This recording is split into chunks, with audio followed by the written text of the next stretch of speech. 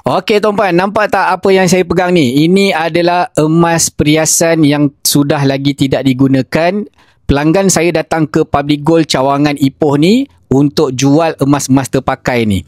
Emas terpakai ni berat dia sekitar dalam 285 gram, yang mana hari ni pelanggan saya ni jual emas dengan Public Gold dapat sekitar dalam RM128,000.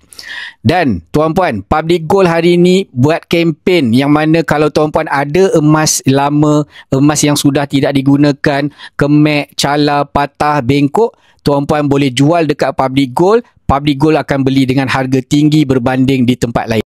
Bukan tu saja tuan-puan, sekiranya tuan-puan rasa berpuas hati, tuan-puan boleh teruskan saja urusan jualan. Sekiranya tuan-puan rasa tak puas hati bila berurusan di kaunter, tuan-puan boleh tarik diri.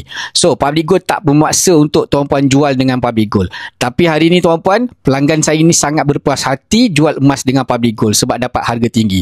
Bagi tuan-puan yang belum berdaftar sebagai pelanggan Public Gold, saya jemput tuan-puan pergi daftar siap-siap di link bio saya untuk memudahkan urusan tuan-puan ketika mana tuan-puan nak jual di kaunter nanti. Ataupun tuan-puan tinggalkan tuan-puan punya detail di bag servis yang saya sediakan di bawah. So, kalau tuan-puan perlukan apa-apa, komen saja di video saya ni.